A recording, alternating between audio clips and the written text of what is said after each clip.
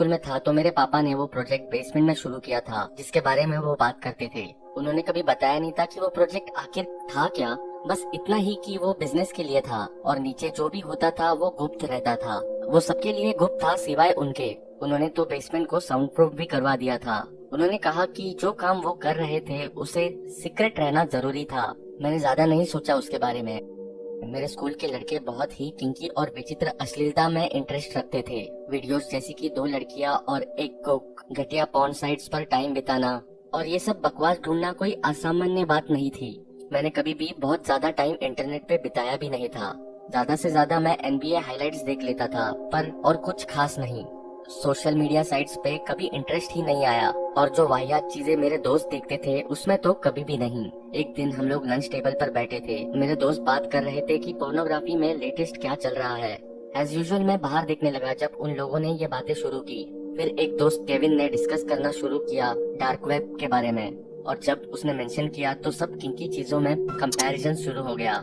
Hitman websites, animal torture, realistic depiction और possibility of rape. उसने ये भी बताया उसके पास चाइल्ड पोर्नोग्राफी की भी लिंक्स है, पर उसने किसी पे भी क्लिक नहीं किया था। सच कहूँ तो जो मैंने सुना उससे मेरा थोड़ा इंटरेस्ट भी बन गया कि ऐसी घटिया दुनिया भी है इंटरनेट पर। केविन ने हमें वीकेंड पे स्लीप ओवर के लिए इनवाइट किया। उसने कहा वो जिस बारे में बात कर रहा है वो हमें दिखाएगा।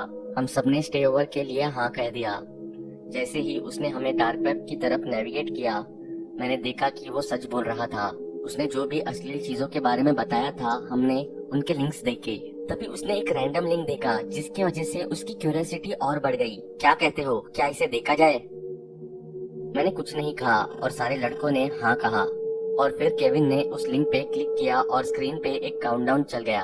अपेरेंटली हमने एक लाइव स्ट्रीमिंग वाले लिंक पे क्लिक कर दिया था। जब क्लॉक पे 0 आया तो हमें एक डार्क रूम दिखाई दी। पहले के 30 सेकंड्स में हमें सिर्फ हाँफने की आवाज सुनाई दी। फिर एक छोटी लाइट आई, शायद फ्लैशलाइट की थी, और फिर एक आदमी दिखा जिसने एक अजीब सा मास्क पहना था, एक हैट, सूट और केप। उसकी आवाज इतनी डिस्टॉर्टेड थी कि किसी को भी समझ नहीं आ रही थी।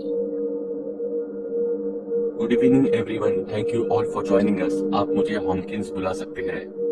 और आज तुम्हारे लिए एक खास शो है, एक मजबूर शिकार का जोड़ा। और फिर पूरी स्क्रीन चमक उठी। वहाँ एक लाल रंग का कमरा था, बहुत छोटा सा, बिखरा हुआ। पीछे की दीवार में 2 औरतों को वॉल माउंटेड हाथकड़ियों से बंधा हुआ था।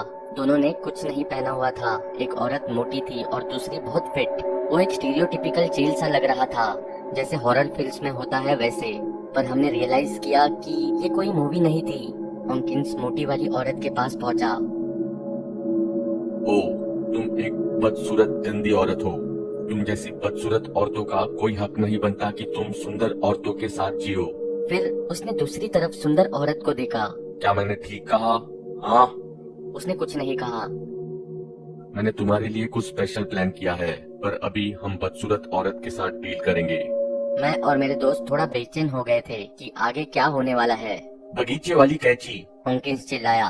किसी के हाथ स्क्रीन में दिखे और उन्होंने मास्क वाले आदमी को बगीचे वाली कैंची पकड़ा दी और वो धीरे धीरे उस औरत की तरफ रेंगता हुआ पहुंचा। मैं तुम पे तरस खाता। अगर तुम अच्छी दिखती मुझे शायद ये ना करना पड़ता। फिर एकदम से उसने कैंची ली और उस औरत के ब्रेस्ट को काटने लगा और वो औरत बहुत जोर से चिल्ला रही थी। मैं और मेरे दोस्त चौंक कर हाफने लगे। एक दोस्त को तो उल्टी भी आ गई। हॉकिंस उस औरत के पैरों की तरफ गया और उन्हें भी काटने की कोशिश की, पर वो थोड़ा सा मुश्किल था क्योंकि उसके लिए एंकल्स बहुत मोटे थे। फिर हॉकिंस ने आराम से बोला, चेन सॉ। उसके अनसीन असिस्टेंट ने उसे चेन सॉ पकड़ाया और मेरा दिल बैठ गया। उसने धीरे से उसके पैर पर वो फेरा और उसकी एड़ियां काट दी और वो औरत बहुत ज्यादा चिल्लाने लगी और उसकी आंखों से आंसू बह रहे थे। दूसरी औरत भी रोने लगी और उसके आंसू भी बहने लगे। हॉकिंस के मास्क और कपड़े खून के साथ लटपट हो चुके थे। उस औरत के पैरों के बाद हॉकिंस ने उसका पेट काटा और उस औरत की आंतड़ियां बाहर आ गई। मेरा एक दोस्त ये देखते ही बेहोश हो गया। इसका खून बहने दो। और तुम, उसने दूसरी औरत की तरफ मुड़ते हुए कहा। कोड़े। हंटर मिलते ही उसने उस औरत को जोर जोर से कौड़े मारे। उसी समय केविन ने देखा कि लाइव स्ट्रीम का एक मैसेज बॉक्स था और लोग बहुत ही घटिया मैसेजेस लिख रहे थे। वहाँ लोग लिख रहे थे कि उन्हें वो सब देख के कैसा लग रहा था। केविन ने भी अपना मैसेज लिखा, क्या बकवास है ये सब, पुलिस को ये सब जल्दी पता लगेगा। हॉकिंस ने अपनी पैंट अनजिप की और उस औरत की हथकड़ियां खोल दी। पर इससे पहले वो कुछ कर पाता, उसका असिस्टेंट बोल पड़ा। बॉस, ये मैसेज देखिए। हॉकिंस ने उस औरत को बहुत जोर से पेट में मारा और फिर कैमरा की तरफ आया। ओ, कठोर आदमी। हाँ केविन, पुलिस को बताओगे? हाँ। हम सब लोग बहुत डर गए जब उस मास्क वाले आदमी ने केविन का नाम लिया। कोई बात नहीं, मेरे पास तुम्हारी सारी इंफॉर्मेशन है जो मुझे चाहिए। लगता है हम जल्दी मिलेंगे। एक बॉक्स दिखाई दिया जिसमें केविन का नाम लिखा था, घर का एड्रेस और स्कूल का नाम भी। केविन डर के मारे वही जम गया। अब अगर आप इजाजत दे तो मुझे कुछ काम पूरा करना है। अब केविन ने कंप्यूटर शट डाउन कर दिया। सारे दोस्त चले गए थे, पर मैंने उसके साथ रुकने का डिसाइड किया। हालांकि मैं भी बहुत डरा हुआ था। फॉर्चुनेटली उस रात कुछ नहीं हुआ, पर केविन को बिल्कुल नींद नहीं आई। थोड़े हफ्ते बीत गए और हमने देखा जो हमारे साथ हुआ था वो बहुत बड़ी बात बन चुकी थी। एक फ्राइडे की शाम को मैं लोकल न्यूज देख रहा था और उसमें आ रहा था कि बहुत सारे लोगों की हत्या हो गई थी हमारे घर के बहुत पास में ही। मैं बहुत डर गया था जब मैंने रिपोर्टर को उस जगह के बाहर खड़े हुए देखा जिसको मैं पहचानता था। वो केविन का घर था। केविन मिसिंग था और उसके पेरेंट्स और उसके भाई बहनों की बलि चढ़ चुकी थी। हे भगवान, उन्होंने इसे पकड़ लिया, मैंने अपने आप से कहा। रात में मैं बाथरूम जाने के लिए उठा। जब मैं बाहर गया तो मेरे पापा सीढ़ियों से ऊपर आ रहे थे। लग रहा था जैसे यार्ड का काम खत्म किया हो। उनके कपड़े मिट्टी से सने हुए थे। पापा, रात के 1 बज रहे हैं, आप क्या कर रहे थे? मैं एक टूटे हुए स्प्रिंकल को जोड़ रहा था। इस समय? क्यों नहीं, कोई लॉ कहता है कि मैं इस समय ये नहीं कर सकता। व्हाटएवर डैड, मैंने कहा। मैं बेड में चला गया और कुछ खास नहीं सोचा।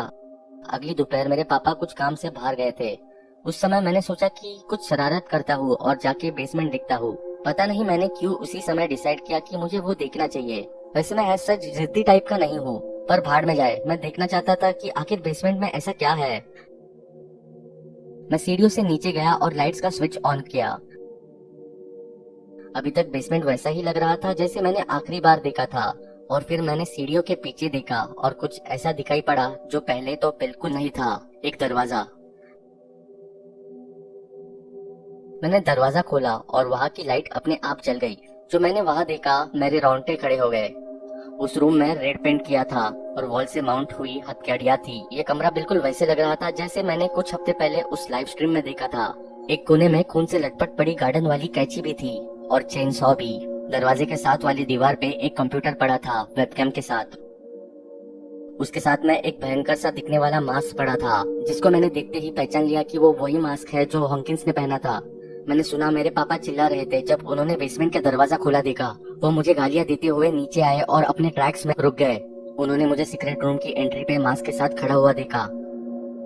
उनके एक्सप्रेशंस गुस्से से सीधा हैरान होते हुए चेंज हो गए। हम दोनों एक दूसरे को कुछ समय तक सिर्फ देखते रहे और फिर एकदम से जोर जोर से रोने लगे। मैं उनके मुंह और पेट पे लात मारता हुआ वहाँ से निकल आया और ऊपर जाकर पुलिस को फोन करने लगा। पुलिस आई। मेरे पापा फिर अरेस्ट हो गए थे। उन्होंने बेसमेंट को साउंड प्रूफ इसीलिए रखा था ताकि किसी के चिल्लाने की आवाज बाहर न जाए। और केविन और वो दोनों औरतें हमारे बैकयार्ड में दफनाए गए थे। उनकी बॉडीज एक दूसरे के ऊपर पड़ी थी। और अब समझ आया था मेरे पापा का लेट नाइट बैकयार्ड वाला काम। उन्होंने हॉकिंस नाम क्यों चुना डार्क वेब के लिए। अपेरेंटली पास के कब्रिस्तान में एक कार्ल हॉकिंस नाम का आदमी दफना था जिसका 1995 में मर्डर हुआ था। वो क्राइम 20 साल तक सॉल्व नहीं हुआ था।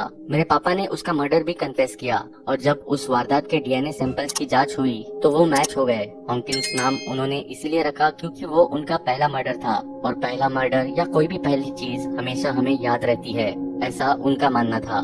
5 साल हो गए हैं उनके अरेस्ट और सजा को। मैं उनसे आज तक एक बार भी मिलने नहीं गया। इवेंचुअली उन्हें डेथ पेनल्टी मिल जाएगी। काश मैं कह पाता कि मुझे इस बात का दुख है। आफ्टर ऑल वो मेरे पापा है, पर मुझे नहीं है।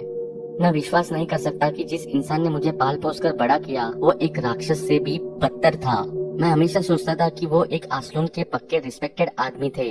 ऑब्वियसली ऐसा बिल्कुल भी नहीं है और मैं बस यही सोचता हूँ कि एक दिन कहीं मैं भी उनकी तरह भयानक राक्षस न बन जाऊँ।